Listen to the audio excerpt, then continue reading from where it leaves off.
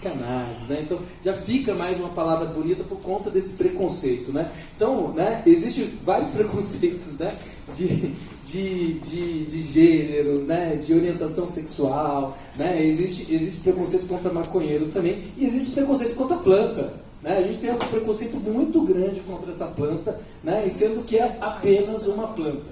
Quem é que faz o mau uso dela? Os próprios humanos. Né? E a gente pode fazer usos benéficos? Pode. Então, a minha apresentação, né, que também vai falar um pouquinho de maconha no SUS, né, mas isso é pouco em relação ao que a gente tem hoje, tá? Mas é para responder essa pergunta. A maconha é medicinal, né? Então eu vou colocar isso daqui, vou fazer minha apresentação em cima disso, né? E a gente vai, né, a minha ideia aqui é a gente fazer uma conversa mesmo, né? E não ficar só falando para vocês, mas a gente poder estar sentando. Ó, chegou um cara de cabelo verde. A gente já pensa logo, fuma maconha, né? Então tem muita suspeita aí, né? Porque assim, o Gabriel, né? Você vai lá falar com ele, comecei a conversar com o Gabriel, ele estava de barba azul. Eu falei, pô, esse cara, né? Carioca. Cadê ele? Pra eu tirar o nome dele, não tá aí, né? Mas, primeiro que é um carioca falso, né? Que não tem nem sotaque de carioca, né? Depois quando eu falei com ele, eu falei, carioca cearense, é? Ele é cearense. Ele é cearense, é? Fez faculdade no Rio. Ah, olha, tem informações aí, né? Agora faz mais sentido? Não faz? Bem, pelo menos não ter o sotaque carioca, né? Mas então, a maconha é medicinal? Será que ela pode ser medicinal? Será que ela sempre foi medicinal e proibiram ela no meio do caminho? O que será que aconteceu, né, com essa planta? E aí a gente vai falar um pouquinho sobre a história. Como é que eu passo esse negócio aqui?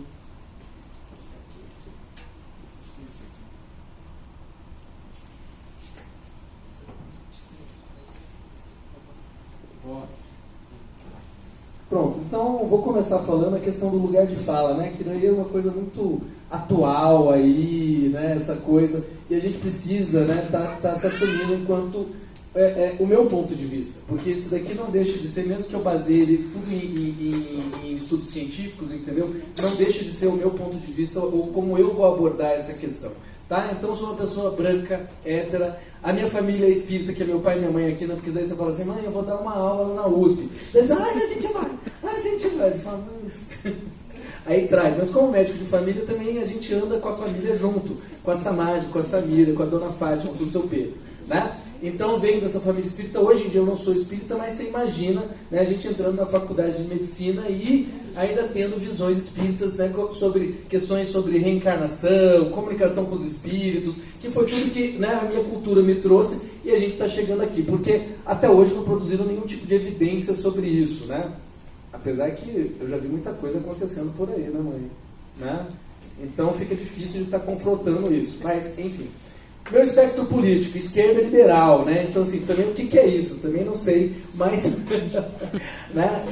A gente pode fazer uma aula simplesmente só discutindo se isso existe ou não, né? Então, meu bem, né? Eu me formei aqui, né, na nossa faculdade nos anos 90, né? Então, os anos 90 era um lugar muito característico, né? Oi, peraí. Você quer ficar aqui? Você gosta de ficar também em evidência? Fala, papai. Pronto, agora chegou aqui, né? Então, era uma média USP sem cotas, né? Era um momento em que a gente não tinha essa discussão de lugar de fala, de orientação sexual, né? De gênero, né? Da questão, né, do racismo estrutural, de tudo isso, né? Então, a gente estava nesse local onde existia isso e eu acho que era bem mais forte, né, a questão dos preconceitos aqui dentro, tá? E aí com isso, né, uma das coisas que me ajudou, né, a estar suportando a faculdade, né, que para mim tinha muito bullying, eu não sei como é que tá essa questão do bullying, né, eu não sei como é que tá, mas era uma coisa bem forte aqui, não era não, Kid? Porra, bullying era o que pegava mesmo, assim, para todo mundo se você não fosse, né, um certo escolhido, né? Enfim. E aí, né? E lá aqui na faculdade só foi ter medicina de família, né? Não tinha medicina de família. A medicina de família foi chegar aqui na USP só em 2004. E aí, como eu queria ser, quer dizer, eu nem sabia que eu queria ser médico de família, eu achei que eu ia ser pediatra num certo momento, porque tinha aquela visão mais geral, né? E acabou que, como não tinha aqui, eu era do centro acadêmico, né? Que eu fui presidente do centro acadêmico em 95, aí tinha essa visão, SUS, né? Tava ali aquele começo do programa de saúde da família. Daí eu falei, olha, eu não estou me identificando com nada aqui dessas residências, eu estou achando que eu preciso fazer outra coisa. Aí saí, fui trabalhar lá, cadê o cearense? Ó, respondeu. Agora descobri seu segredo, viu? Descobri. Então, fui trabalhar lá em Sobral, cara, lá em 1999, né? E aí, lá em Sobral, eu me descobri como médico de família e médico rural, né? E aí, né, como eu queria ficar lá pelo Nordeste mesmo, né? Então, aí o que aconteceu? Eu fui procurar onde teria medicina de família e comunidade, que nem se chamava assim nessa época, que mudou, né? Era medicina geral e comunitária, e tinha lá na Federal do Rio Grande do Norte, e acabei cursando lá. Nisso, descobri, aqui já tinha um pouquinho, eu tinha visto uma aula na ortopedia sobre a questão da acupuntura, mas dentro da atenção primária, entendeu? A acupuntura, depois de ter trabalhado um ano, a gente vê que a gente trabalha muito com questão de dor, né? Então, dor é uma grande questão na atenção primária, né? Questão de saúde mental, né? E aí eu vi, né, lá na residência de medicina de família, tinha um cara que fazia acupuntura, e aí eu falei, pô, eu acho que isso daqui é legal, porque não depende de remédio, né? Não depende de tanto exame, né? Então, dá pra gente fazer, é barato, não custa tão caro, né? Apesar dos acupunturistas cobrarem bem caro, né, as consultas. Mas não é algo caro de se fazer, a agulha custa barato, tá? E aí fiz também o curso, né? Aí nessa coisa de fazer acupuntura, meu amigo, daí todo mundo acha que você virou o cara, né? Assim, você sabe de tudo sobre todas as terapias alternativas. Aí começa a chegar um monte de questão. Eu fui trabalhar, né, saí de lá do Rio Grande do Norte e acabei vindo, né, por uma questão familiar, né, do meu pai ficar doente, e acabei voltando aqui para São Paulo. E aí nessa volta para São Paulo, entendeu? Eu chego num lugar para trabalhar, a galera fala assim, doutor, você não passa floral de bar? A outra médica que trabalhava aqui passava floral de bar, a gente gosta muito disso e não sei o que. Eu falei, poxa, se a galera está falando que está funcionando para elas, talvez seja interessante. E fui aprender e tenho utilizado isso também na minha prática, tá certo? Qual o nível de evidência de floral de bar? Zero, nenhuma. Né? Só que a gente tem uma certa experiência com cada paciente. Né? E ali os pacientes estavam pedindo, e depois de lá eu fui para Aracaju, né, que eu fiz o concurso, e comecei a trabalhar numa unidade lá que eu acabei ficando 18 anos. Fiquei de 2004, né, até 2021. Né? E aí com isso, né, esses 18 anos eu fui ali praticando. E uma das coisas mais importantes para o médico de família e para os pacientes também é a questão da longitudinalidade. Por quê? Porque você vai passando ali com as pessoas, né? As pessoas vão e voltam, né? Uma coisa que a gente não tem quanto aluno, né? A gente, né? Quando a gente faz ali um internato, a gente passa ali alguns dias ali, às vezes algumas semanas com aquele paciente ali, mas a gente não consegue ter tanto tempo. Né? Porque a gente também não vai ficar tanto tempo na faculdade, a gente vai precisar fazer, né? vai fazer vários rodízios, tem que passar, a estrutura da faculdade é assim, né? E a gente não tem essa visão de longo prazo, tá? E lá em Aracaju acabou aparecendo o curso de antroposofia, né? Que é a medicina antroposófica, que também é uma outra racionalidade, né? Você estava achando complicada a acupuntura, né? Antroposofia também é uma outra viagem, que eu nem consigo explicar como é que é. E aí, nesse meio tempo, trabalhei como professor substituto, fui lá na UFES, né, lá em Sergipe, trabalhei também como preceptor de medicina de família lá, né, cheguei, né, fui fazer o mestrado na Fiocruz, porque abri um mestrado de atenção primária lá, né, e aí, né, a minha mãe me levou para cannabis medicinal, né, por quê? Porque... Dá licença de revelar o seu caso, né? Aqui, né? Pode, fica à vontade. Né? Mas minha mãe tem artrite reumatoide, né? Então ela tem artrite reumatoide, tem muita dor, muita deformidade, usa muito corticoide. E aí, nisso de usar muito corticoide, né, a gente estava pesquisando, né, como é que a gente vai fazer para controlar essa dor e diminuir o uso desse corticoide. Né? Aí a gente pensou, pô, a gente descobriu a cannabis, ou maconha, e, né, já tinha a associação que é a Abraço Esperança, lá na Paraíba, tá? E aí a gente foi atrás dessa associação, conseguimos lá a medicação para ela e ela vem fazendo uso até hoje, né, com bom controle, diminuiu também o uso do corticoide, né, e com isso os efeitos colaterais, etc. Tá? Hoje eu não estou nem tomando, tem 3 anos que eu não tomo corticoide. Corticoide, né? Porque se não estivesse tomando maconha, eu obrigado com você. Você vê como é que a situação muda, né? Então, hoje, o filho briga com a mãe para ela tomar maconha. Tome maconha, minha mãe, não sei o quê. Ó, o cabelo verde, como é que é seu nome, cabelo verde? Giovanni. Pronto, Giovanni. Sempre tem um que o professor pega para pegar no pé, né? Aí o cara tem um cabelo verde, não adianta, né? Se, né, o Gabriel ainda tivesse de barba azul, ia ser ele. Mas como você chegou aqui, vai ser você, Giovanni. Pois é, mas não ligue não, viu? Tá? Mas se a minha piada for muito, né? Se eu fizer piada que você não gosta, você fala, ó, para aí, né? Aí eu fui casar com a Samira Consteladora, né? Familiar, que vocês também já devem ter ouvido falar bastante. Acabei fazendo o curso de constelação familiar, que também é um negócio assim incrível. Nível de evidência zero, né? Mas assim, a hora que você... Alguém já foi em alguma constelação familiar? Não? Você já foi? Né? Não é meio assim, místico assim? Completamente... É de outro mundo, não é não? Totalmente. Como eu estava acostumado com a minha mãe, né, espírita, essa coisa de médium, o cara ficar recebendo, né, morto lá, dizendo que estava acontecendo isso, né? Isso, constelação familiar é o mínimo, né? Eu acho que essa coisa... Obrigado, mãe, por essa formação, né? Eu acho que me preparou, entendeu? Para eu ser quem eu sou sem hoje, dúvida. Tá? Meditação Vipassana. Alguém já falou, já ouviu falar de meditação Vipassana? Já fez? Já fizeram o curso? Meditação o quê? Vipassana? Não? Alguém já fez o curso da meditação Vipassana? Eu sou um dos maiores professores do Brasil, mas eu nunca fiz. Você é o quê? Meu sogro é um dos maiores professores de Vipassana. Ah, é? De Vipassana, né? Caramba. Qual que é o nome dele? Mário Márcio.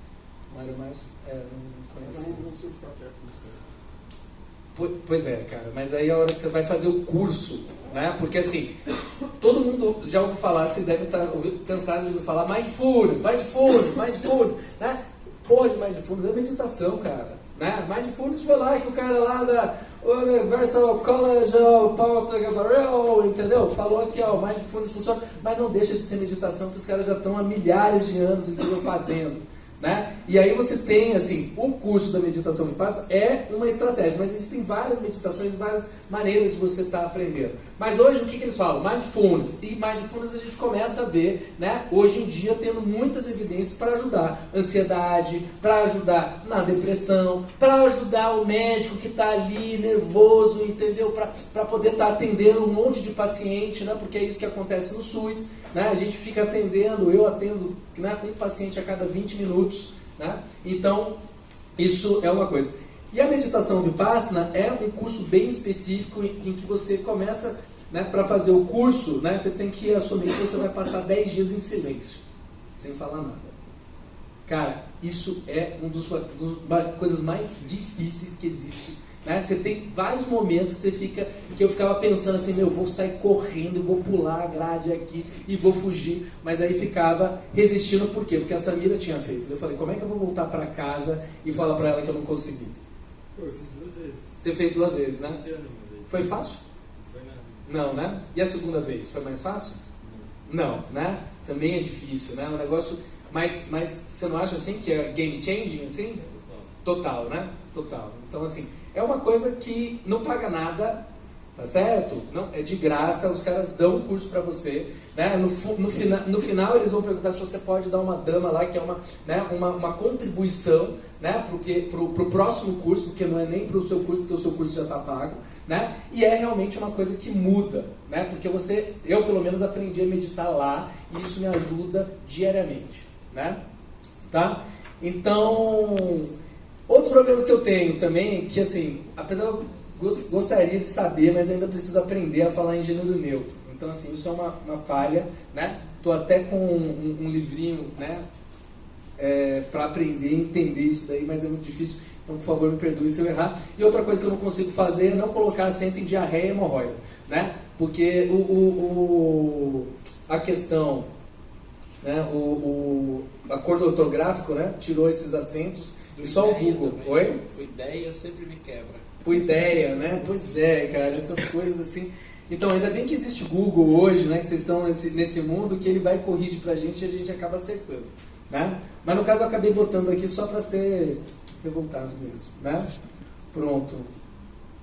Agora, sim, quem quiser, ó, tem uma ligação aqui do YouTube, para quem quiser entender essa coisa de lugar de fala, que é a Djamila Ribeiro, falando sobre essa questão, né? Que eu acho que também é muito importante para o dia de hoje. Aperta aqui, né? Então pronto. Então aqui é uma fotinho minha, olha só, né? Você chega, né? Sai do hospital com super tecnologia, esse negócio, daí quando você chega lá no SUS, lá no Ceará, entendeu? Né? Na zona rural, aí chega essa batelada de gente, entendeu? Né? Falando cearês, né? Que é uma língua bem peculiar, né? E que você demora um certo tempo para entender, entendeu? Porque eles falam, né? Um português com palavras que a gente não usa aqui mesmo. Então, a gente foi uma experiência difícil e de aprendizado, né? Porque você sai do hospital terciário, entendeu? E vai cair na ATS, né? E hoje em dia vocês estão mais preparados para isso, tá? Como eu falei, na média eu só tinha em 2004, então, como eu me formei em 98, né? Eu tive que buscar isso.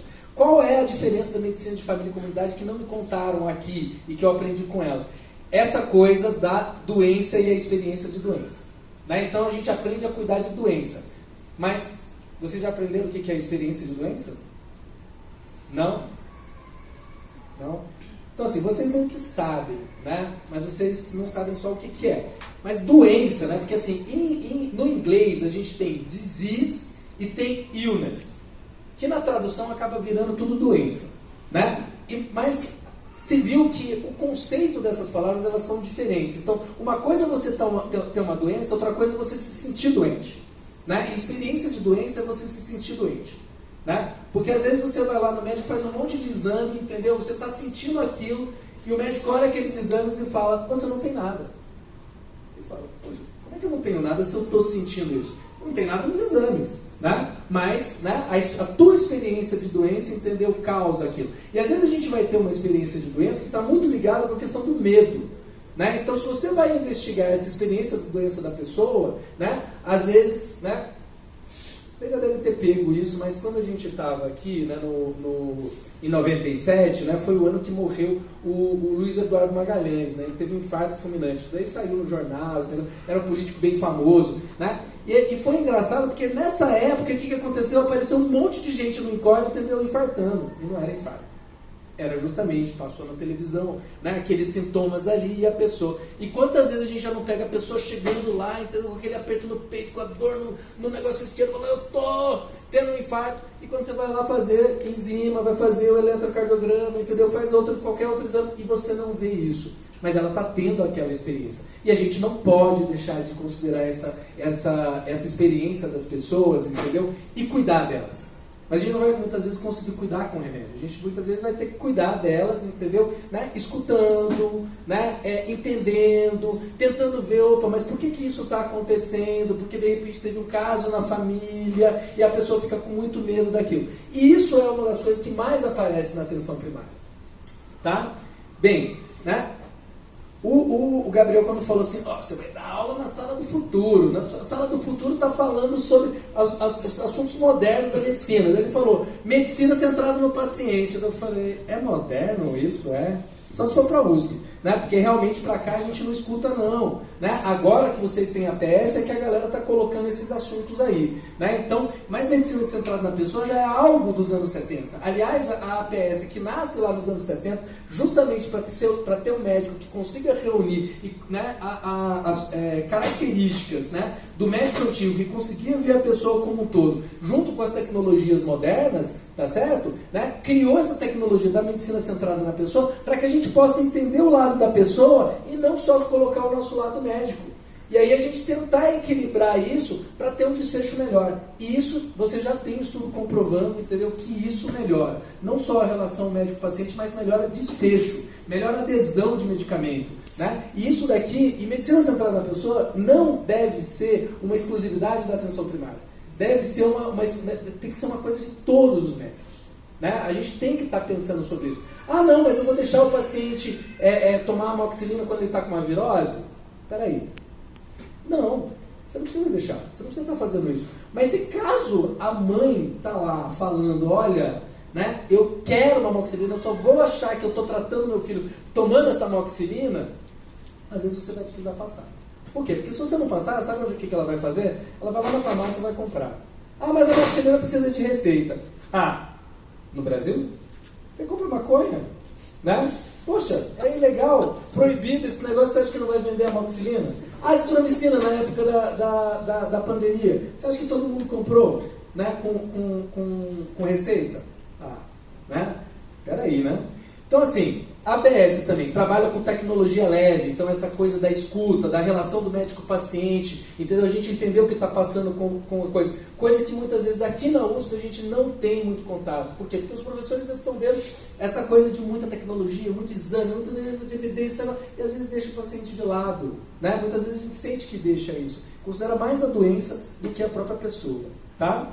E, né, uma outra característica bem difícil da medicina de família é que 100% dos meus pacientes morrem. Todos. Todos. Ainda bem que eu não sou cirurgião. Né? Que eu sou médico de família. Mas por quê? Porque como é uma especialidade que vai acompanhar do nascimento até a morte, todos vão morrer, cara. Então é uma coisa da vida. Então assim, você precisa aceitar isso e muitas vezes você vai ter que colocar isso para o paciente. Ó, peraí, você vai morrer de alguma coisa. Né? Então vai acontecer isso, a gente precisa, e às vezes a gente também vai precisar estar preparando o paciente para morrer também, porque isso é qualidade de vida. Né? Antigamente a gente teve que nascer a medicina paliativa, entendeu? Para a gente poder ver que muitas vezes a gente precisa frear a medicina. Calma, não dá para entubar uma pessoa, entendeu? Que está com 104 anos, entendeu? E tem um marca-passo. Poxa, será que a gente não pode chegar e deixar essa pessoa morrer com qualidade? Né? Porque botar na UTI uma pessoa de 104 anos com marca-passo, será que é qualidade de morte para ela? Será que a gente vai prolongar tanto assim a vida dela? Né? Queria estar discutindo com a minha mãe. Ah, o fulaninho tem 90 anos e come o que quer. Porque ele fala, eu vou morrer mesmo, então eu vou poder comer. Pô, já chegou com 90 anos, bicho. Comendo essa coisa, você vai proibir ele para ele ganhar o quê? 1, 2 anos, se ganhar, a gente nem sabe se ele vai ganhar isso, sem ele poder comer o toicinho dele, o torresmo. Comeu já 90 anos, você vai tirar agora? Porra! Né? A gente tem que lembrar, né, uma das coisas que, que a gente não lembra, que é o primo não nocere. Vocês já ouviram falar do primo não nocere? Então, cara, isso a gente tem que botar assim, ó, tatuar na gente, entendeu? Pra gente estar lembrando que primeiro é não fazer mal. Por quê? Porque às vezes a gente, com muita tecnologia e com muitas coisas, a gente pode estar fazendo mal para essas pessoas. Né? E o nosso objetivo como médico é não fazer mal. O Hipócrates já estava dizendo isso, cara. Né? A gente faz um juramento hipocrático, né? Mas muitas vezes a gente acaba esquecendo. Né? Muito bem. Então... Opa, não quero voltar para isso não. Eita, você está à vontade. Tá. Tô... Não, o controle. Ah, coisa. Eu tô apertando o botão certo, mas eu vou contar. Bem, então a história da maconha. Cara, né, como a gente falou, parece que essa planta ela vem lá da Ásia Central, né, e tem registro dela de 12 mil anos. Né? Ô meu bem, 12 mil anos, você só tem um, imagina quanto tempo atrás. Né? Então, já tem registro que ela existe. Parece que ela nasceu junto, né, com o homem, né? E o homem foi desenvolvendo essa tecnologia, que nem cachorro, né? Cachorro é uma tecnologia humana, né? Se você for ver, né, quadros antigos onde estavam pintados lá alguns bulldogs franceses, você vê que não tinha aquele bulldog francês com aquele nariz assim que o cachorro, coitado, não consegue respirar. Né? Ele tinha, aquilo ali foi moldado. O bulldog francês hoje ele não existia há 2, 3 séculos atrás. Foi o homem que foi criando aquilo ali. E mesma coisa aconteceu com a maconha. Né? E aí a gente vai ter lá já um registro, esse imperador Shenhung lá na China, né? Porque a China, simplesmente os caras inventaram, não só inventaram a acupuntura não. Né? Os caras inventaram o papel e inventaram a escrita. Sabe? E sabe no que eles escreviam? Sabe o que era o papel deles? Maconha. Cânhamo.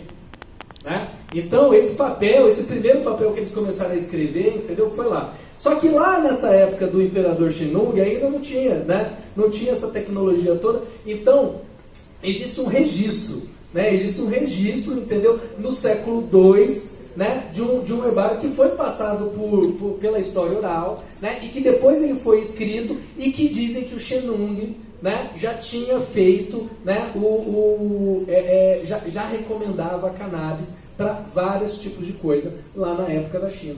Né? Porque você não tinha dipirona, não tinha farmácia, não tinha. Né? Você só tinha as plantas, e você tinha que descobrir as plantas para poder estar utilizando, né, para poder estar ajudando. Né? Lá, né, em 700, né, o que é esse AEC? Né? É antes da Era Comum. Então, hoje em dia, a gente não se usa mais, né, o antes de Cristo e o depois de Cristo. Então, se usa antes da Era Comum e a Era Comum. Né? Tá? Para não ter esse viés tão cristão assim. Então, assim, em 700, né, AEC, né, você vai ter um sepultamento na China que eles descobriram evidência de THC. Então parece que a galera já usava, né, o THC naquela época para fazer ritual, para poder estar fazendo, né, coisas que, né, causavam mudanças, entendeu, e impacto na vida deles ali. Tá?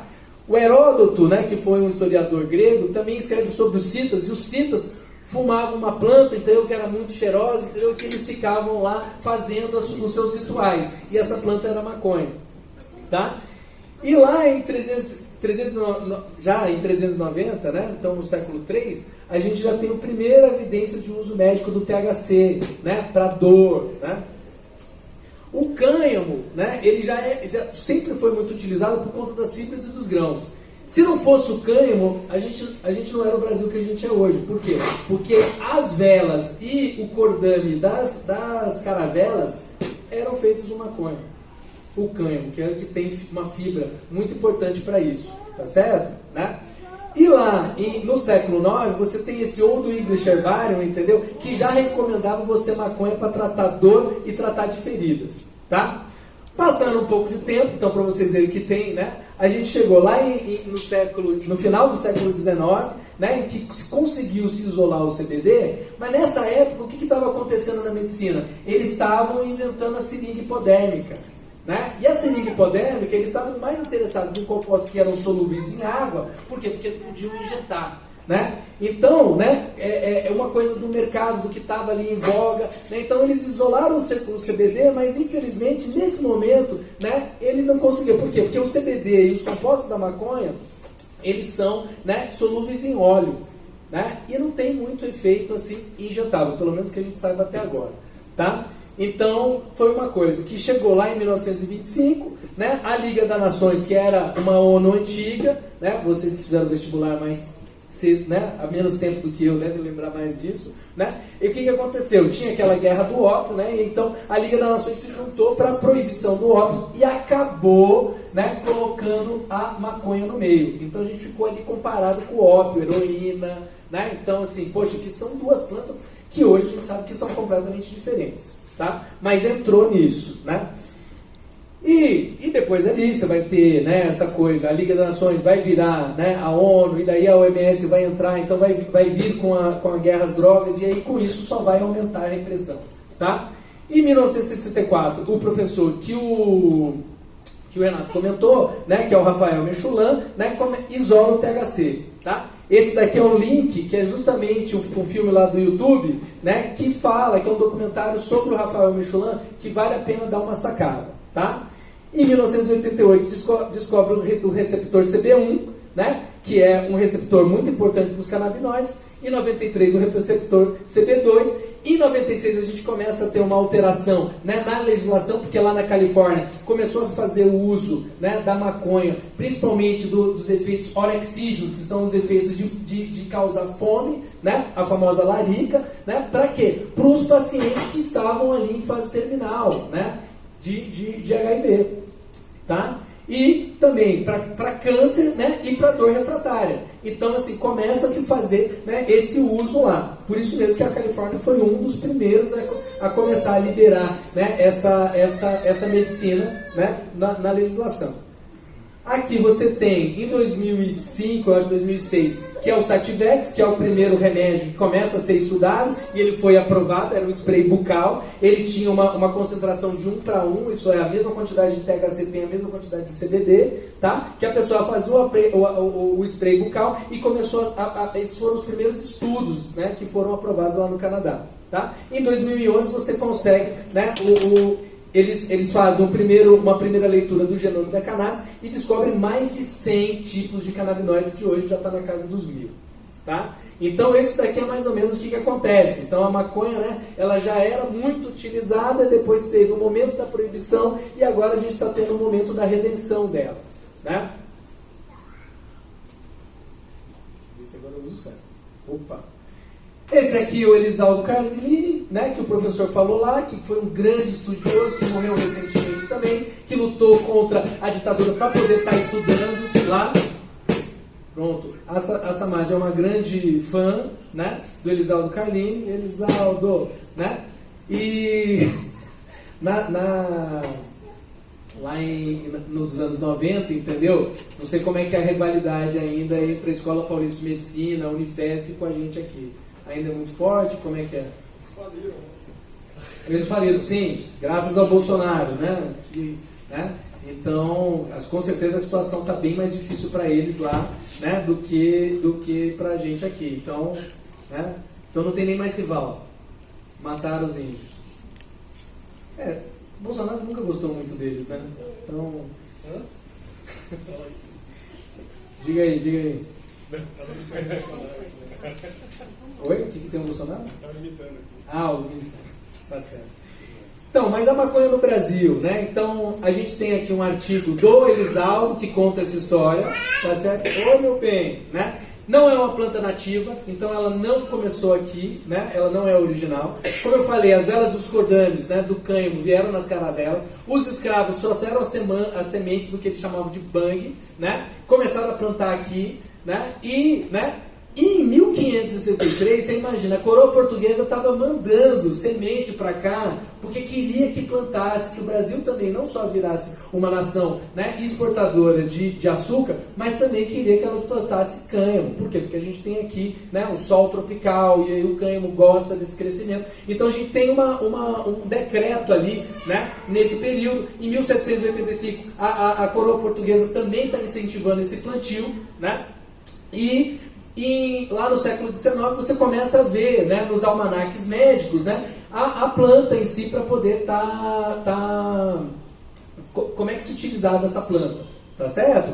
Em 1930, no mesmo documento lá, falam sobre os poderes hipnóticos e sedativos, né, em que você trata insônia, dispepsia, nevralgias, né, e pede para ter cuidado com a quantidade, porque ela pode causar alucinação, né? Então, olha só, hoje, né, o povo já falava isso em 1930, através do estudo observacional, né, não estava muito escrito, mas hoje vai lá o povo e começa a ver evidência para isso. Tem que tomar cuidado, né, com o povo que tem antecedência com esquizofrenia, com delírio. Olha, serve para dor neuropática, nevralgia, né, nevralgia, dor, nevralgia, né, e tudo isso mais. Em 1938 você tem o Decreto-Lei 891 que proíbe a planta no Brasil, certo? Em 1961 você tem uma Convenção Única dos Entorpecentes lá na ONU também, e que se proíbe no mundo inteiro, né? E em 1976, durante a ditadura militar, você tem ali uma lei em que você proíbe o porte e que você vai ser punido com prisão, né? Se você ter, tá? Passou todo esse tempo, né? Chega lá em 2015, né? Você começa a ter a liberação para importação do canabidiol, certo? Né? Mas o que aconteceu nesse período? O que aconteceu nesse período é que é o seguinte, né? Tem um documentário, também está no YouTube de graça para vocês assistirem, que chama Ilegal. Né? O que esse documentário Ilegal ele conta? Ele conta justamente a experiência de mães que tinham crianças com essas síndromes, Lennox-Gastaut, síndrome de Dravet e outras epilepsias refratárias, que, felizmente para elas, tinham bastante dinheiro, entendeu? Que elas faziam consultas em todos os lugares e começaram a escutar que lá nos Estados Unidos já tinha um remédio e que ajudava muito Esse barulho aqui sou eu? Oi? É o microfone. Oi? É o É o microfone? microfone. Já que eu falo assim. E aí começaram a ver que tinha esse remédio lá, que era baseado de maconha. E o que elas fizeram? Elas tinham grana, né? Elas mandaram buscar esse remédio e trouxeram para dar para o filho delas. Tá certo? Por quê?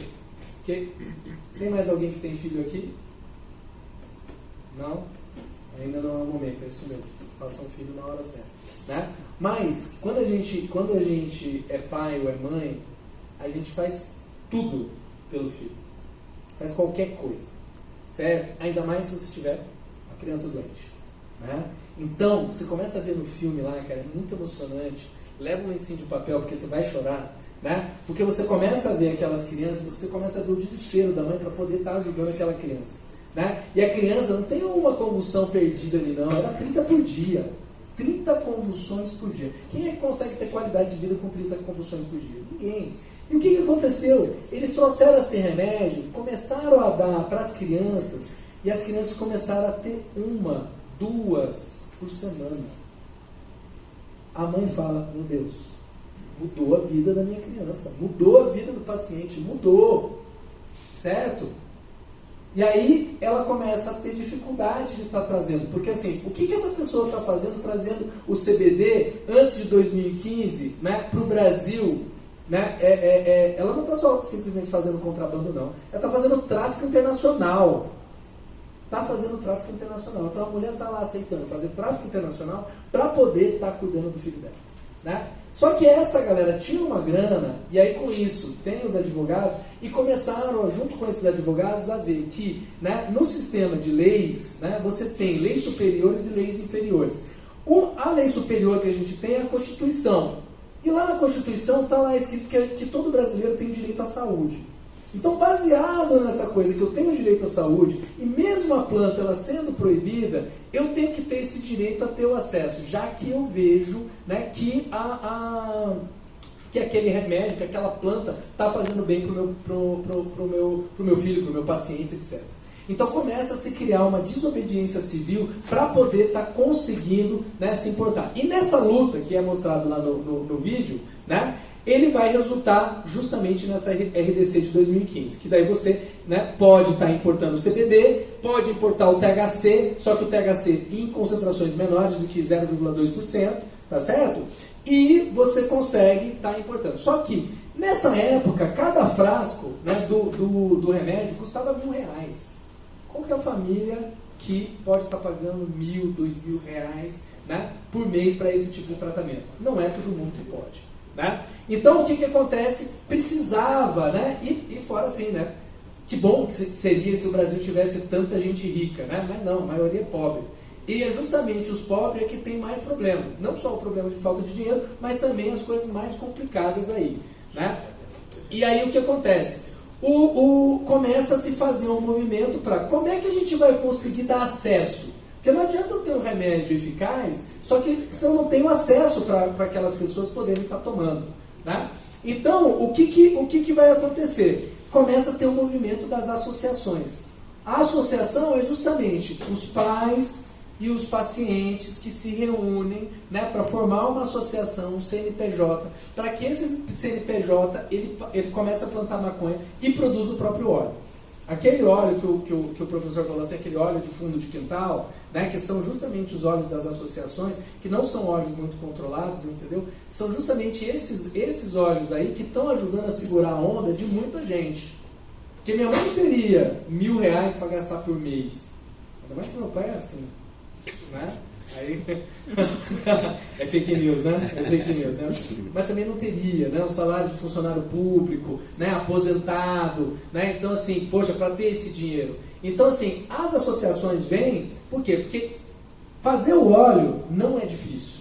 O que é mais perigoso é plantar a planta.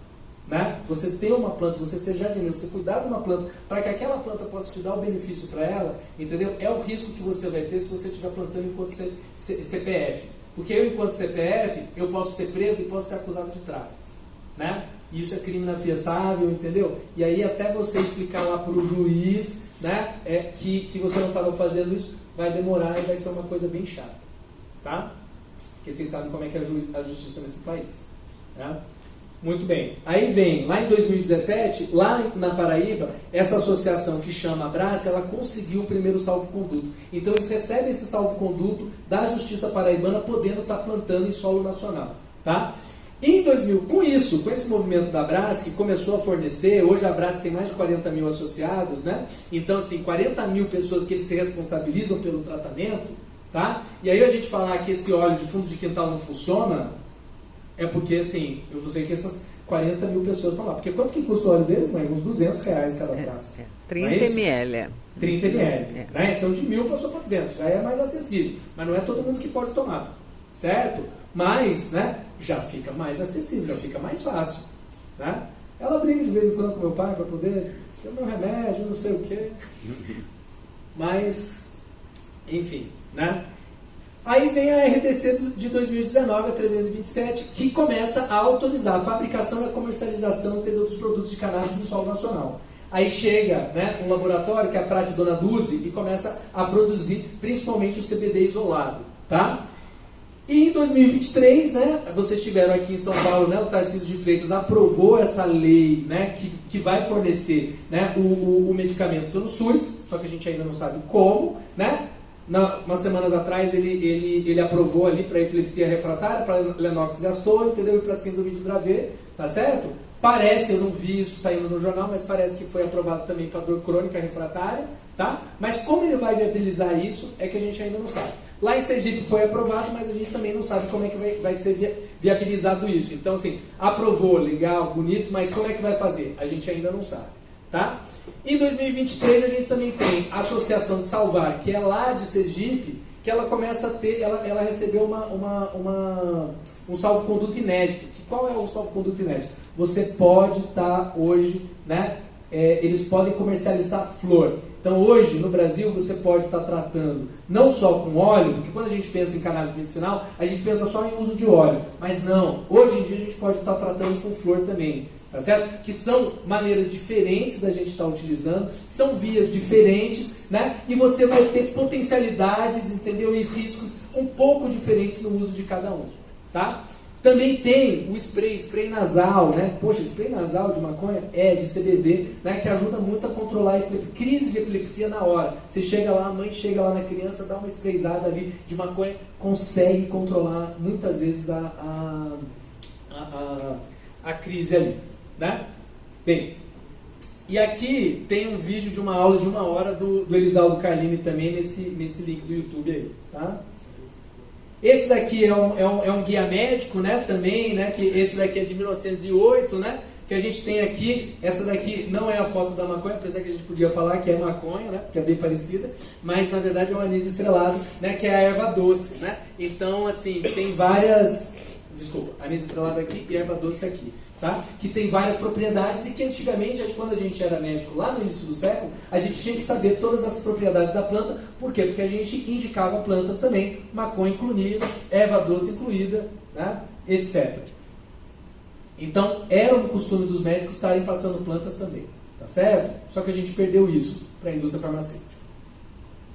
Tá? Aqui, né, são os cigarettes indianos de Primó, né, que se vendia aqui no Brasil, eles vinham assim empacotados, né? Só que é isso, olha só, a indicação deles é para asma, catarro, né, bronquite, insônia, né? E aí você fala, poxa, mas vai tratar bronquite fumando maconha? Bem, na época era o que tinha, né? Não tinha inalação, não tinha essas coisas, né? Tinha lá, e às vezes, né, os médicos achavam que a inalação de fumaça poderia ajudar, né? Então a gente, nessa caminhada, a gente já aprendeu muita coisa também, né? E a maconha, no caso, a cannabis índica aqui, elas eram, né, eles vinham empacotados assim, você tirava, fazia o seu cigarro e fumava, e era o seu remédio também. Aqui, né, embaixo você vai ter ali o cachimbo de pobre, né? O que é? Ali está dizendo, né, que assim, olha, não é porque é pobre, preto, periférico que usa maconha, entendeu? Que o branco não pode usar, é bom para a saúde, não sei. Então é uma propaganda que a gente vê aí, né, no início do século em relação à maconha. Isso aqui aparecia nas revistas, entendeu? Você estava lá lendo uma revista, aparecia essa propaganda aí, tá certo? Bem, e assim, você acredita que médico já recomendou cigarro? Vocês já viram propaganda de médico recomendando cigarro? Nunca viram? Né? Porque nos anos 30 tinha, né? Então a gente vai lá e vai ver, ó, né?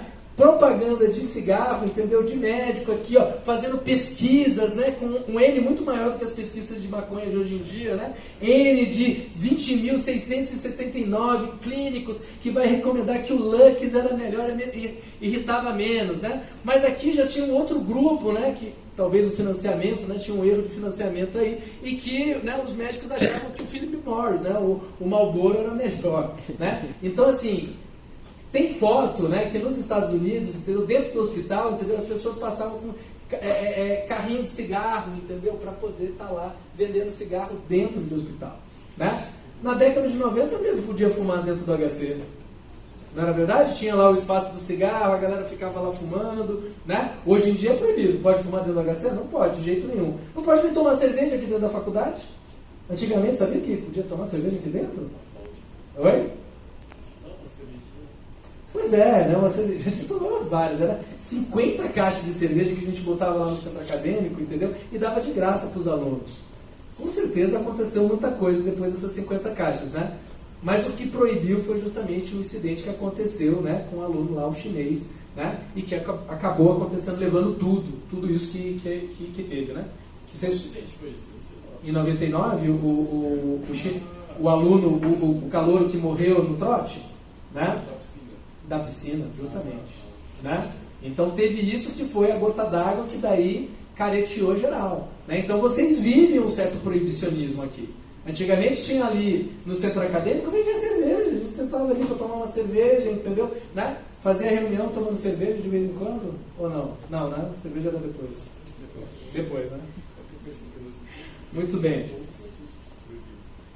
Bem, isso aqui, né? Está lá no guia de bolso para o debate para política sobre drogas, tá certo? Né? Aqui tem a fonte deles, que é justamente uma pesquisa que eles fizeram sobre, né, danos potenciais, né, que são, em branquinho é o dano que causa a droga para os usuários, tá certo? E em verde é os danos que causam para as outras pessoas. E aí se calculou esses danos possíveis, entendeu? Para todas as drogas, né?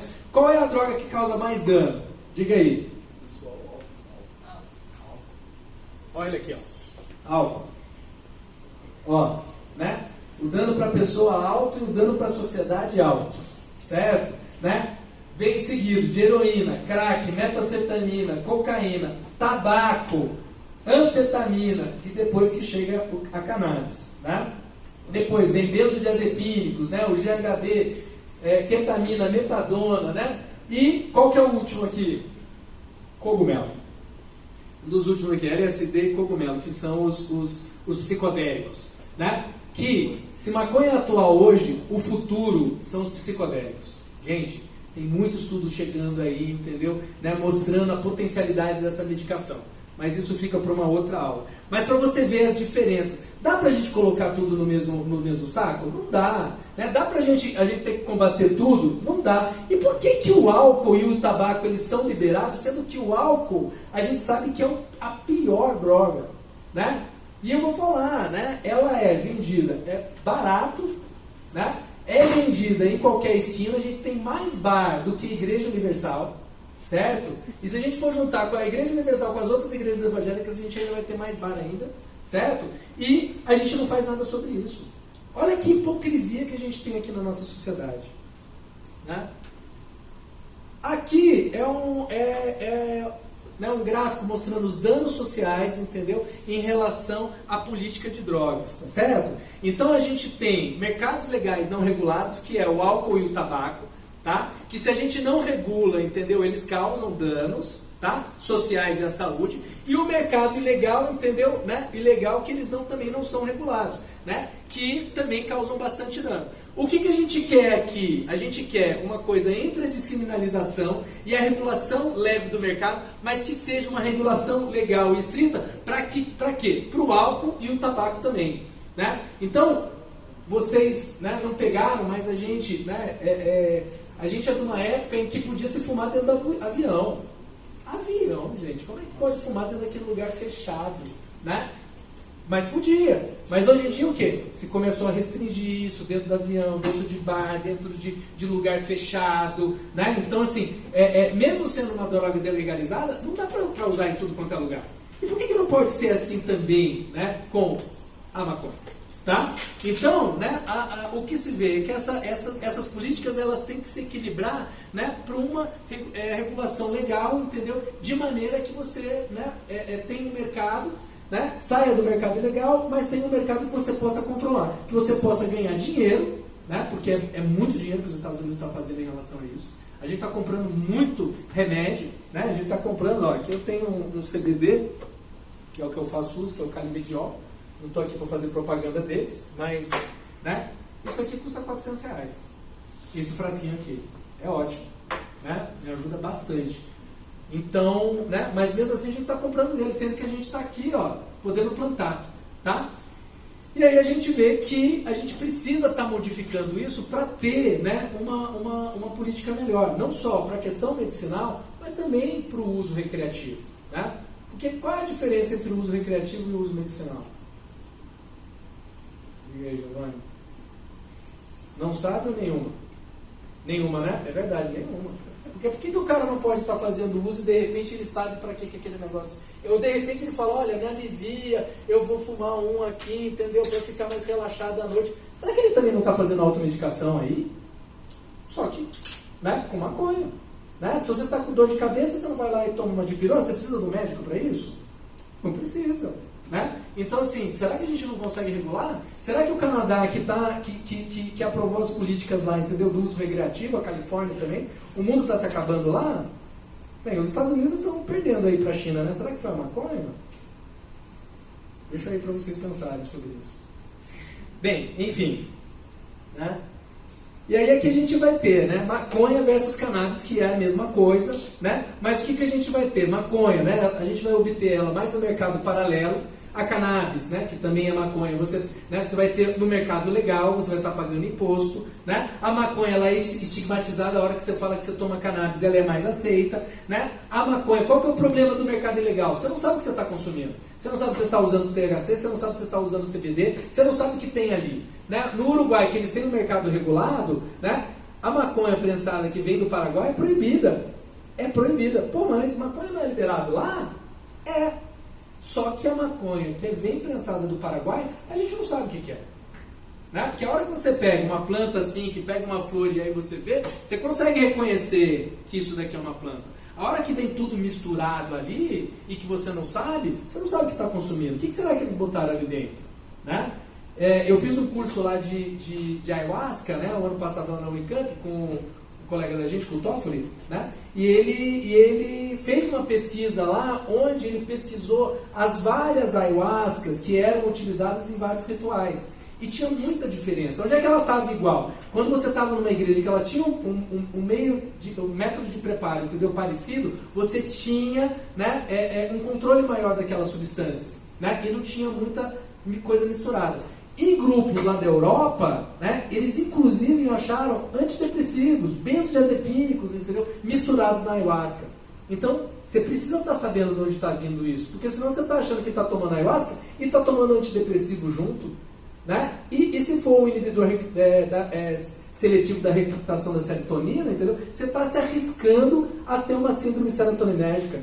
Né? Por quê? Porque os dois inibem, né, a recaptação da serotonina, então você vai ter um excesso de serotonina ali. Aliás, barato, né, do DMT é esse. E você não pode estar tomando. Né? Então, se você está tomando antidepressivo e quer tomar ayahuasca, você vai orientar para o seu paciente, olha, para uns 3 dias antes, entendeu, que vai diminuir, e aí sim você vai conseguir tomar. Depois você volta. Né? Tá? Bem, aqui a gente vai ter, né? A gente tem duas fases, a fase vegetativa, a fase da flor, né? Então a hora que flor é a flor, não é a folha. A gente acha que é a folha da maconha que dá o barato, mas não é a flor, tá certo? E a gente vai, né, ter momentos que ela vai crescendo e depois você vai utilizar também não só a temperatura, mas também a luz, né? Então você vai estar expondo ela a 12, né, a luz, a intensidade de luz de 12 em 12 horas, né, que ela vai começar a florir, e aí com isso ela vai crescer. Aqui você tem uma flor mais novinha, que ela está bem branquinha, e aqui uma flor mais próxima de você colher, que ela está mais amarronzada. tá certo? E aí você vai colher, vai deixar secar, ela vai curar, e aí com isso você vai ou fazer o óleo, ou de repente você vai utilizar a flor, tá? Pois é, então como a gente tem, né? Quando eu quero fazer um tratamento, não dá para esse menino que tem convulsão, eu dar um remédio que ele não sabe o que é, certo? Então se eu tenho um efeito incerto na flor, porque eu não sei o que eu estou dando para ele, eu não vou ter o mesmo resultado. Isso que o professor falou lá na primeira aula, falando, olha, eu quero ter um resultado que seja mais controlado. Lógico, a gente quer passar segurança para o paciente, ele quer sair controlado daquilo. Né? Então por isso que o mercado legal ele vai ajudar a gente ter um efeito mais esperado ali, né? Quando você usa maconha legal, você tem problemas com a justiça. Quando você tem o mercado legalizado, eu posso vir, entendeu, lá de Aracaju, que é onde eu moro, entendeu, com a minha maconha, que isso daqui não deixa de ser maconha, entendeu, na minha bolsa. Se a polícia me parar, eu apresento a minha receita, apresento o meu relatório médico, apresento a minha liberação na Anvisa, entendeu, e a polícia não pode falar nada, porque é meu, né? Eu estou autorizado para fazer isso, tá? Então a gente não vai ter esses problemas. E a questão da dificuldade de comprar, então assim, né? Pô, o traficante ele está lá fazendo um comércio legal, então nem sempre o cara vai estar disponível a hora que você precisa, né? Enquanto que a cannabis no mercado legal já é um pouco mais fácil porque você não depende do traficante, mas, né? Às vezes demora, às vezes falta, etc. Tá? Bem, a questão do autocuidado e da automedicação, tá certo? Então a gente tem um grave problema que não é só aqui no Brasil, que é a questão da automedicação, né? Teve essa pesquisa aqui, né? Que o Instituto de Ciência e Tecnologia, né? que faz pesquisa para a indústria farmacêutica, pesquisaram e viram, né? No Brasil, né? Fizeram um N lá de 2.000 domicílios que eles entrevistaram por telefone, né? Em várias localidades do Brasil, e viram que a galera faz muito uso de automedicação, né? E esse uso é principalmente para remédio para dor de cabeça, remédio para febre, remédio para resfriado, congestão nasal, alergia, tosse, dor de barriga, dor de estômago e cólica abdominal, né? Então assim, o brasileiro já faz a sua automedicação. Só que quando ele usa Buscopan, quando ele usa dipirona, quando ele usa uma vitamina, né? Porque quando a gente entra lá na farmácia, a primeira coisa que o povo faz é empurrar uma vitamina para você. Quem já conseguiu entrar numa farmácia sem eles te oferecerem uma vitamina? Né? Ninguém nunca conseguiu fazer isso. Pode até sair sem, mas... Então, o que acontece? A gente tem uma cultura, né, dessa questão da automedicação, né? A gente tem o medo que trabalha com isso, então eu fico com medo. Olha só o que aconteceu na pandemia, a galera morrendo de medo de morrer na pandemia, comprando vários remédios. Simplesmente, no ano anterior, com ivermectina, o mercado, né, consumiu, né, 40 milhões, ganhou 40 milhões de reais, entendeu? E com a pandemia, esse mercado se multiplicou por 10. Os caras ganharam 400 milhões de reais, entendeu? Com, né, a venda da ivermectina. Que depois a gente viu que não servia para nada. Só servia para, de repente, dar hepatite nesse povo que tomou preventivamente. Remédio de verme para vírus. Né? Tudo bem, na hora do medo a gente faz até isso. Né? Tá? Bem, quais são os riscos e benefícios? Né? A polifarmácia, né? E as interações medicamentosas, porque, né, a gente tem que considerar isso também, né? A ausência de acompanhamento, então a gente, né, tem que acompanhar, às vezes também saber que o paciente está tomando aquele remédio, a gente precisa para acompanhar, a gente, né, pode dar algumas orientações para eles também, né? Fazer algumas reflexões, né? Então assim, de será que isso está certo? Será que isso está fazendo bem? Será que não vale a pena a gente tirar? Né? Então assim, para a pessoa poder ter um autocuidado melhor, e isso, né, o médico pode participar. A gente vai conseguir combater a automedicação? Não. Por quê? Porque teve qualquer dificuldade, o cara vai lá e vai pegar, né, a informação com o vizinho, com o parente, com o familiar, né, com propaganda na TV e assim vai. Tá? E a gente fazer a redução de danos. Então a redução de danos não só é alguma coisa em relação às drogas, é em relação a todas as doenças que a gente pode fazer.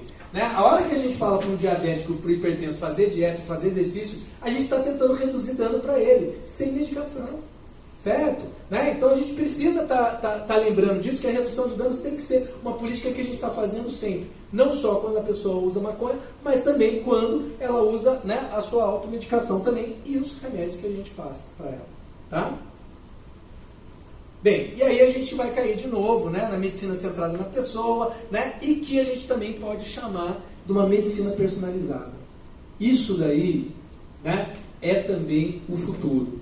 Tá certo? Então, já que a gente está na sala do futuro, né, futuramente a gente vai ser cada vez mais controlado bioquimicamente, entendeu? Cada vez mais a gente vai entender aquelas doses daquela bioquímica dentro do nosso organismo. Provavelmente vai chegar aí também a inteligência artificial, entendeu? Para poder estar entendendo esses dados que o nosso cérebro não consegue fazer, entendeu? E a gente conseguir modular, entendeu? Essa quantidade de substâncias que a gente tem no nosso corpo para poder estar produzindo um efeito benéfico. Então, cada vez mais a medicina vai ser personalizada, tá?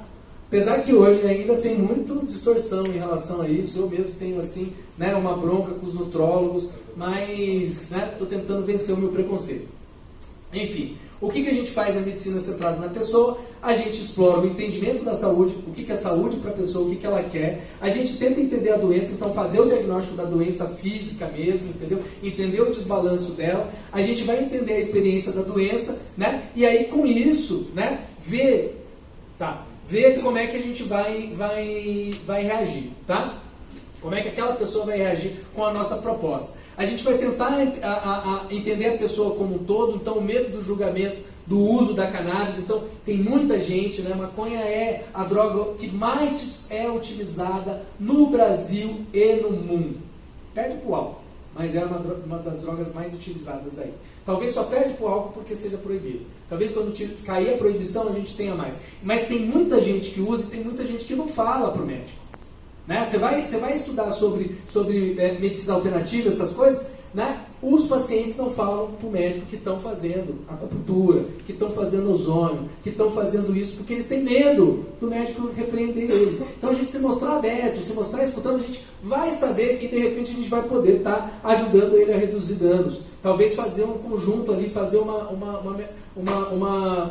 bem bolado ali, né? Então esse plano em conjunto e decisões conjuntos, que é o terceiro passo da medicina centrada da pessoa, é justamente a gente pensar na redução de danos para ela. A gente está vendo, né, se ela fuma, ela passar para vaporização, que vai diminuir dano no pulmão dela, né? A gente usar o óleo e de repente não está utilizando a via pulmonar, né? Porque o óleo ele dá um efeito mais sustentado, tá certo? E então a gente pode estar pensando, no caso aí, para esse maconheiro que você está atendendo, tá? E intensificando a relação da pessoa e do médico, né? Então, com o tempo você vai melhorando isso, né? E conforme você vai ganhando confiança, a pessoa vai te trazendo mais coisas, revelando mais informações que vão ser, né, para o clínico e para esses médicos que acompanham os pacientes de muito tempo, entendeu? Que vão recebendo informações e com isso a gente vai montando aquele quebra-cabeça infinito que é acompanhar uma pessoa, tá? Bem, e o que a gente vai fazer na anamnese das pessoas? Né? A gente vai pensar, qual que é o objetivo do tratamento? Né? Porque como é que a pessoa vai lá e me procura? Para mim, né? Porque eu tenho o meu lado do serviço público, que as pessoas não podem estar escolhendo, então eu trabalho na estratégia de saúde da família, né? Tenho aquela população adscrita e eles não podem estar trocando de médico. Então, ou sou eu. Então eles vão lá, entendeu? Porque eles precisam resolver alguma coisa comigo, eles não estão escolhendo. Mas a hora que você vai fazer uma clínica particular, o paciente está te escolhendo.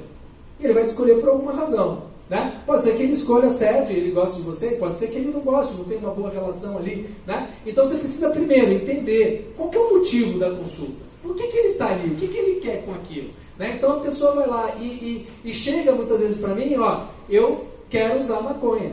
Peraí, mas para que você quer usar? Né? Então, tchau querido, valeu, né?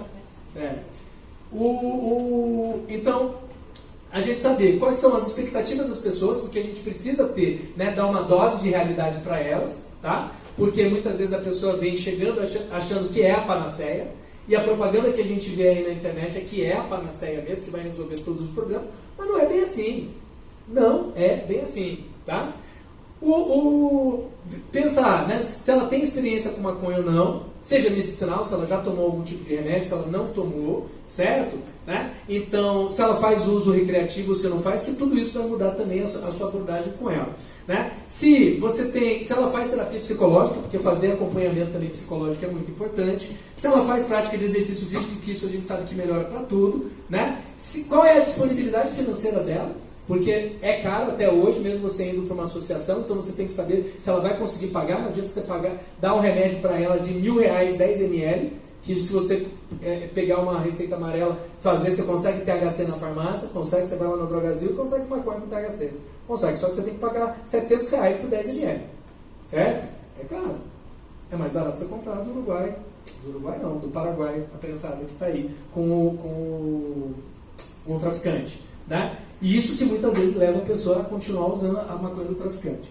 Qual é a experiência digital dela? Porque na associação você vai ter que estar lá entrando no site, vai ter que estar preenchendo, né, documentos, dando upload lá na sua receita, no relatório médico, tá utilizando o termo de ajuizamento, certo? Né? Então ela precisa ter uma certa experiência digital ou pedir para que alguma outra pessoa tenha. Se a pessoa tem demência, né, e não vai conseguir fazer aquilo ali, né, a gente vai e precisa estar ajudando ela também. Qual é o tipo de diagnóstico? Se ela já tem um diagnóstico definido, se ela não tem, se ela, né? Geralmente a pessoa que chega para usar a maconha medicinal, ela já é o último recurso dela, certo? Por quê? Porque ela já fez de tudo, entendeu? E não teve uma melhora significativa, né? Então ela tem essa expectativa também. E a gente às vezes vai precisar estar vendo se esse diagnóstico está correto, se não está, se ele está meio duvidoso, se está meio, né? Se a gente vai precisar estar afinando, se a gente vai precisar de mais exames para poder estar vendo, tá? Quais são os medicamentos utilizados? Porque existe possibilidade de redução, existe, mas existe bastante possibilidade das interações medicamentosas que, né, o doutor, é Renato mesmo, né? Renato, né? O doutor Renato falou, tá?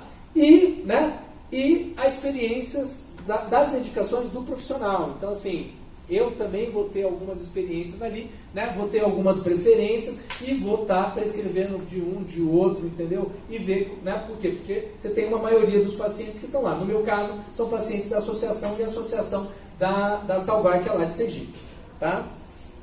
Bem, aí a gente tem várias substâncias, né? Então, o CBD, o THC, o CBG, o CBN, tá certo? Que estão chegando aí, não são tão conhecidas, né? A gente vê aí o canabidiol, o THC, que é o tetraidrocannabinol, né? Que trata demência, depressão, sono, o canabigerol, que, né, serve para artrite reumatoide, serve para dor, né? E aqui os seus efeitos também, né? Na modulação do humor, na modulação do sono, como sendo anticonvulsivante, no efeito analgésico, no efeito anti-inflamatório, como relaxante muscular, né, como manutenção do sono.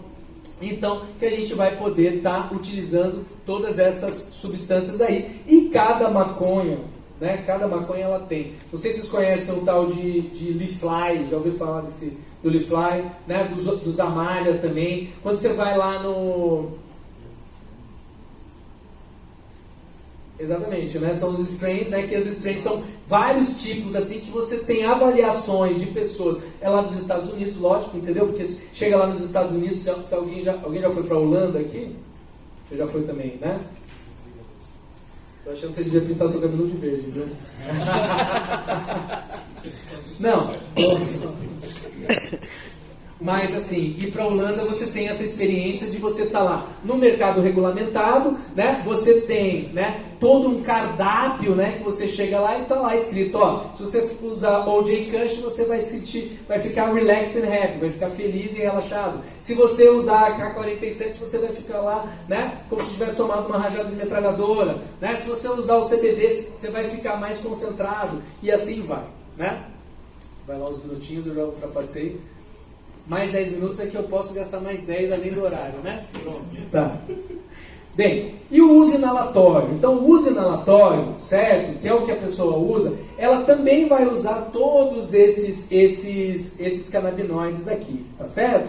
Só que a gente vai ter o uso inalatório da fumaça e o uso inalatório do vapor, tá certo? E aqui a gente vê cada temperatura para você estar obtendo cada um desses negócios, né? Desses efeitos aqui, tá?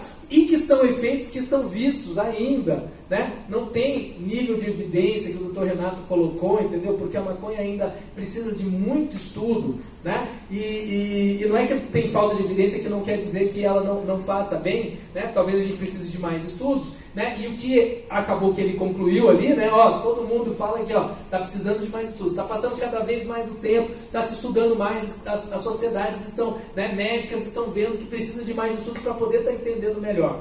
Ok, precisa mesmo, mas o paciente está sofrendo agora. o paciente está sofrendo agora, a convulsão do epiléptico é agora, né? A demência do velhinho é agora, né? Não tem amanhã. Então, será que dá para o paciente esperar, entendeu? Sair a evidência para daí ele poder estar usando? Nem sempre, né? E aqui o que a gente vai ver, ó?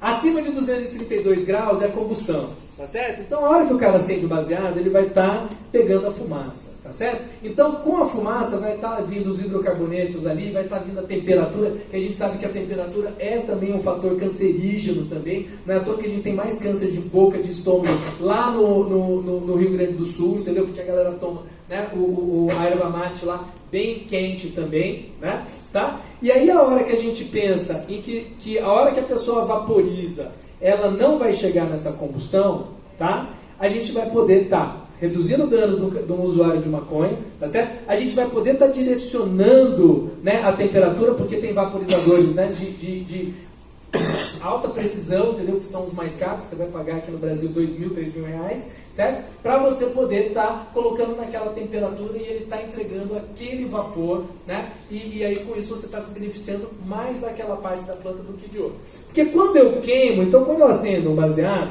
né, vai estar lá vindo 200 graus aqui, só que esses 200 graus não vai chegar na minha boca. Se você botar 200 graus na minha boca, meu amigo, vai queimar. Você vai sair com a boca cheia de negócio. Então ela não chega a 200 graus ali. Ela vai perdendo a temperatura conforme vai passando no baseado. E vai perdendo a temperatura, daí o que vai trazer? CBC, o muleno, linalol, até aqui, né? Até chegar nos 100 graus. E vai chegar lá uns 70, né? Vai chegar uns 70, 60 graus, que ainda vai ser um pouquinho mais suportável, né? Mas o maconheiro vai fazer o quê? Aquele vai inalar junto a fumaça com o quê? Com o ar, né? Para quê? Para diminuir aquela temperatura e aí com isso ele conseguir inalar, tá? E aí só que vai vir tudo junto. Então assim, o cara que fuma, entendeu? A hora que ele recebe essa porrada no cérebro aqui, né? Porque a via inalatória é pulmão, coração e cérebro, né? Então ela chega muito rápido, então bate mais forte mesmo, tá? Então, só que ele vai receber tudo isso de uma vez. E aí com isso ele vai sentir um efeito diferente do que é a vaporização, tá? Então você falar para o seu paciente, olha, você fuma maconha, ok, né?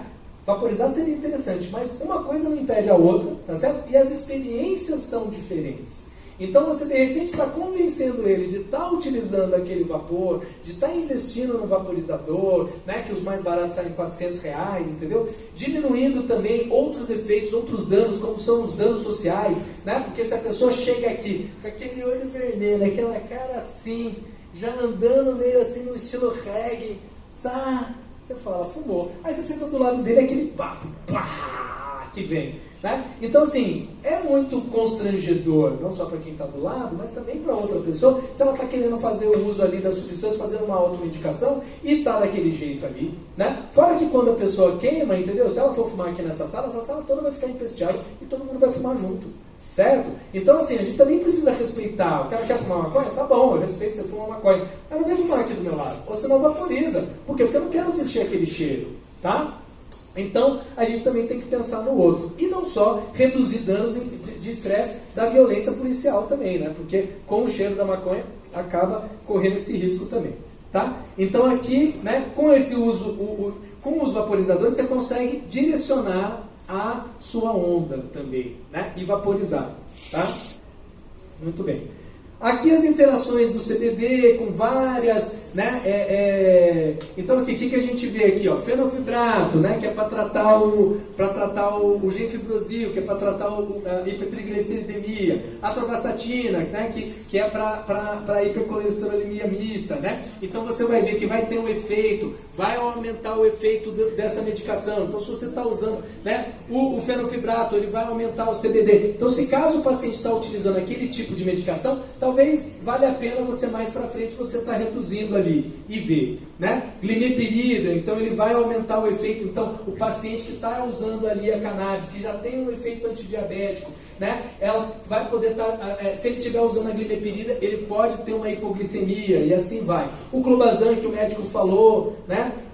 Deixa eu ver se tem outros aqui interessantes. Aqui. A Biodarona, então, antiarrítmico, a gente tem que tomar cuidado. Então, como o professor falou, cardiopatia, né? Então a gente vai tomar cuidado aí com essas medicações, tá?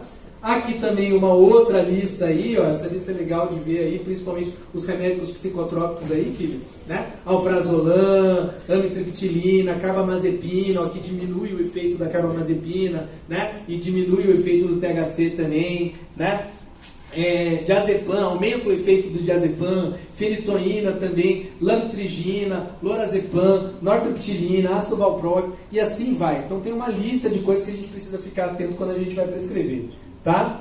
Aqui, né? Então a gente tem as diferenças de apresentação que o médico, que o Dr. Renato falou, mas aqui queria mostrar a caixinha do calimediol, né? Que tem o full spectrum e como ele falou, aqui está tampando aqui, mas aqui está escrito Dietary Supplement. Então, lá nos Estados Unidos, CBD é, né, suplemento alimentar. Então, é a vitamina que a mulher empurra aqui com a gente. Futuramente, eles vão estar empurrando CBD para vocês. Você vai entrar assim na farmácia, quer o CBD? Quer? Vamos tomar? Vamos levar? Vai ser bom para você e não sei o quê. Por quê? Porque se vê o CBD, a gente não vê como uma droga, como a gente vê aqui no Brasil. Se vê como complemento. Lá na Alemanha, cara, você tem aqueles, tem o de cigarro, o de cerveja, e aí você vai ter aquele negócio de comprar Coca-Cola com CBD também.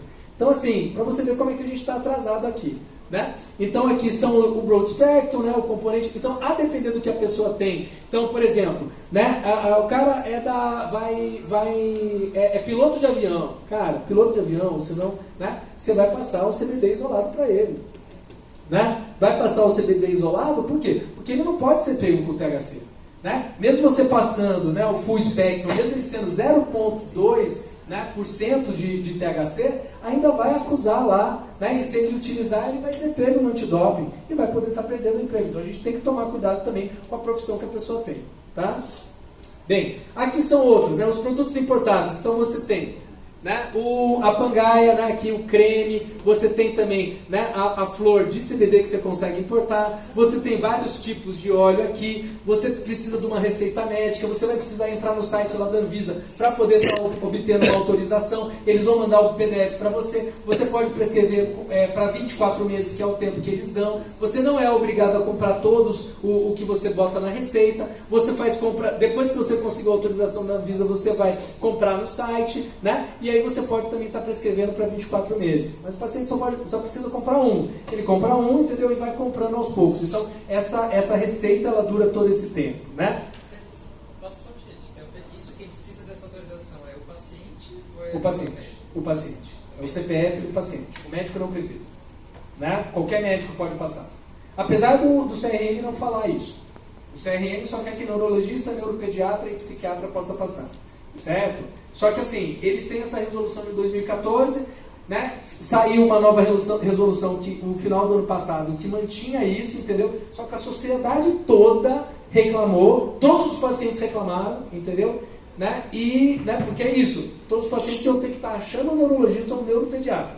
Neuropediatra, eu não sei como é que é aqui, né? Em São Paulo deve ter um pouco mais, mas lá em Sergipe, entendeu? É tipo você ver um cometa Halley, né? É difícil. No sistema público ainda, rapaz, psiquiatra, neuropediatra, neurologista, é raro, né? Diga aí. Qual é o tipo de receita?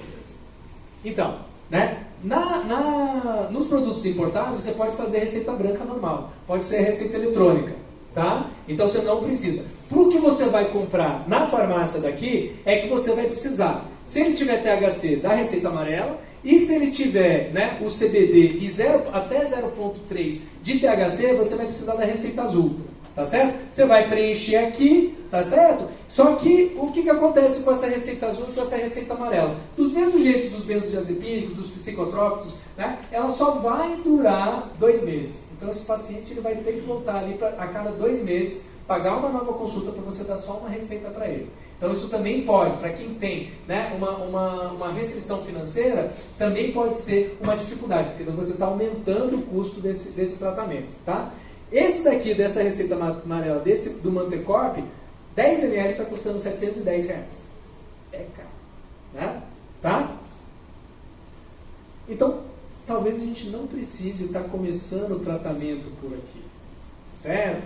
Né? Talvez a gente possa estar pensando, né, no paciente, né, comprar das associações, né? E aí a gente tem as associações. Aqui são as duas latinhas, né, que a Salvar está vendendo. Você abre essa latinha, ela está lá, né, com a flor ali, entendeu? E aí você vai ver, opa, né, hoje eu vou ter uma aula e eu estou me sentindo muito nervoso aqui, ansioso, vou ter uma reunião com o diretor da faculdade, esse negócio. Aí você pode dar uma vaporizada no CBD, que ele vai dar ali uma concentrada, tá? Você não vai ficar ali, né, como THC, né, que fica aquele, viajando, várias janelas abertas, entendeu? Ele vai te dar essa concentração. Então, talvez, né, você possa estar utilizando a vaporização do CBD. Não fuma o CBD para encontrar com o diretor da faculdade, porque senão ele vai sentir aquele cheiro característico de maconha, porque quando queima o CBD, ele também cheira daquele jeito, né? Então, não façam isso, por favor. Mas o que você vai precisar nas associações? Primeiro, hoje a gente teve aquela primeira em 2015, né, que foi a Brás, e hoje a gente tem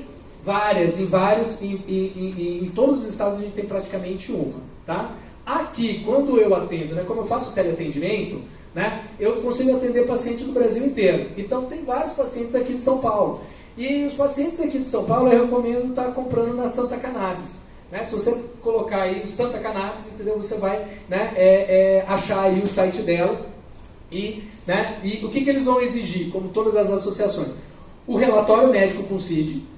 Então, para importação e para comprar na farmácia não precisa de relatório médico, mas para as associações precisa. Por que precisa? Porque eles têm essa autorização, eles precisam se... Né, para eles vender a maconha medicinal, não é para eles venderem maconha recreacional. Então, para comprovar que a pessoa, né, ela tem uma medicação médica, ela vai passar no médico, vai ter esse relatório e vai ter a receita também com o CID lá.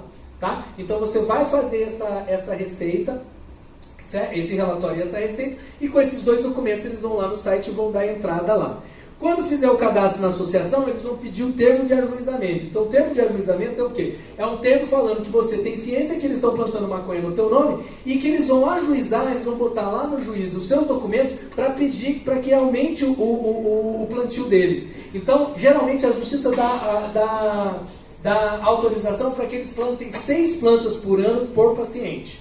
Só que a cada paciente que chega, entendeu? São mais 6 plantas. Só que eles só tiveram autorização para aqueles que tinham antes. Esse novo não tem. Né? Para não faltar para os outros, você vai começar a tomar o dos outros pacientes, eles vão estar fazendo esse ajuizamento, e aí com isso eles vão conseguir ir aumentando, né, o plantio deles. Tá certo? Então precisa desse termo de ajuizamento. Tá? Tem uma mensalidade e anuidade, né? Então algumas cobram uma mensalidade, outros cobram uma anuidade, tá? E a receita dura 12 meses, então a cada 12 meses eles têm que estar voltando, tá? A associação, né? Porque assim, você consegue encontrar óleo de cannabis, entendeu, para comprar na internet? Consegue, fácil. Mas qual é o tipo desse óleo? Ele é óleo de cannabis mesmo? O que ele tem? THC ou CBD? É 1 para 1? Né? É 5 para 1? Como é que é isso? Dá para você confiar? Não dá. Né? Então, quando você vai comprar da associação, a associação, ela não deixa de ser uma garantia. Por que é uma garantia? Porque ali, quem é que rege aquela associação? Os pacientes e os parentes de pacientes que formam a diretoria lá para poder tá fazendo, tá assumindo aquela responsabilidade. E eles têm a responsabilidade de estar fazendo sempre a mesma medicação para todos aqueles pacientes. Porque se os pacientes não estiverem bem, eles vão lá reclamar, ó, não está dando certo aqui. Aquele óleo que vocês tinham passado, né, no outro lote está muito melhor, está muito ruim comparado, né? Esse de agora está muito ruim. Meu filho que não tinha nenhuma compulsão está tendo 10 compulsões. Então eles precisam dessa responsabilidade. Como é que eles trabalham? Eles trabalham através de clonagem. Né? Porque a planta, a cannabis, entendeu? Ela tem macho e fêmea. E a hora que se você deixar ela se reproduzir, ela vai ter sempre uma genética diferente. Genéticas diferentes, né? Quantidades de todos aqueles canabinoides, entendeu? Diferentes também. Você pode até ser rico em CBD e pobre em THC, certo? Mas os outros componentes vão fazer efeito. Tá? Então, por isso mesmo que eles trabalham com clonagem, porque eles precisam estar mantendo isso. Só que cada paciente também tem o efeito dele. Então, quando a gente vai fazer um tratamento com o paciente com cannabis, essa dose vai ter que ser personalizada. Então, você começa a fazer esse tratamento e começa a observar o que está acontecendo. Começa com uma dose baixa e vai aumentando, certo? Devagarzinho. E como tem um efeito imediato, tem um efeito de médio e longo prazo, geralmente com uma semana a pessoa já começa a perceber ali, entendeu? Como é que está aquele efeito para ela, né? Ou para a criança dela, ou para o parente dela que está tratando. Né? Como é que eu tenho feito? Eu deixo meu WhatsApp aberto, para quê? Para que os pacientes durante 90 dias possam se comunicar comigo e a gente nessa primeira consulta consiga estar chegando numa dose interessante, né, para os sintomas que elas estão tendo. Tá? Então, para a gente poder personalizar. E como isso no começo ele é um pouco mais difícil, né? Por quê? Porque você não sabe o quanto que aquele paciente vai aguentar de THC ou vai aguentar de CBD. Tem paciente que mesmo com 0,3 do THC, entendeu? Começa a ter efeito psicotrópico também, mesmo o CBD controlando o efeito psicotrópico do THC, né? Então a gente precisa estar de olho. E aí eu montei essa estratégia que tem dado certo para mim, tá? Sei que já acabou, mas já estou terminando. Além, né, maconha para quê e para quê? Ó? Além dos efeitos medicinais, a gente também tem toda uma cadeia produtiva que a gente pode estar utilizando aí também da cannabis e que poderia estar gerando renda, né, num país como o nosso, tá? E aqui, né, eu encerro a minha fala com a homenagem a esse grande professor, né, que foi o Fernando Luiz Campos, que foi da turma, né, do Kibe aí, né, e que, né, e que na verdade, assim, a gente já fumou muita maconha junto, né, e hoje em dia eu vejo assim o quanto que eu aprendi com ele, entendeu, nesse período todo que estava aqui, o quanto que ele me ajudou também a estar aguentando essa faculdade nos anos 90, mas infelizmente, né, o Fernando, né, tinha os seus problemas de saúde e, né, ele morreu em 2019. Então aproveito aqui para fazer essa homenagem. Aí sou eu, né, lá em 95, né, que peguei o meu estetoscópio a primeira vez. Estava também sentado no terceiro ano, né? No segundo, né? Estava começando ali a propedêutica, né? O Gabriel falou assim, estou indo para a propedêutica do HU. Eu falei, que saudade dessa época. Não tinha responsabilidade com nada, né? A não ser com o Kaok, né? Que não deixa de ser uma responsabilidade. E aí eu peguei o meu estetoscópio novinho, que eu ainda uso, né? Já troquei aí várias peças dele aí, mas, né, ele ainda está funcionando aí, né? E já me ajudou aí. E eu dei para ele o título de doutor honoris causa em cannabis, entendeu? Pela Universidade do Amor, porque ele era uma pessoa muito amorosa. Né? E aí fica a minha homenagem aí. Ele também foi do centro acadêmico, né? Ele junto com o Kibe, né, foi da gestão, né, Kibe? Ele era, né, o diretor financeiro, né? Fez uma revolução no Kaok. Aí a gente tinha muito, né? Começou a ter muito dinheiro e aí começou a fazer essas cervejadas que era realmente assim psicodélico, né? Esse evento. Você imagina 50 caixas de cerveja de graça, né, para estudantes assim, imagina, dentro da faculdade, né? E aí, Kaok, cadê a desobediência civil? Cadê a desobediência civil, né? Pronto. E aqui eu usei também não só o ChatGPT para fazer essa aula, mas o TRDC-GPT, entendeu? Né? E pensei também no poder da palavra. Então, ao invés de falar fumar você pode falar fazer estágio, estimular a criatividade, eu vou tomar o meu remédio. Então, talvez sejam maneiras, entendeu, de você poder estar falando e utilizar esse poder da palavra para poder estar, né, disfarçando um pouco mais que você vai lá no Bosque da Atlético. Tá? E aqui, né, faltou, eu vou finalizar aqui já que vocês são jovens, com esse grande meme aqui, né, que maconha é remédio, change my mind, né? Então, que venham as perguntas. Valeu, galera.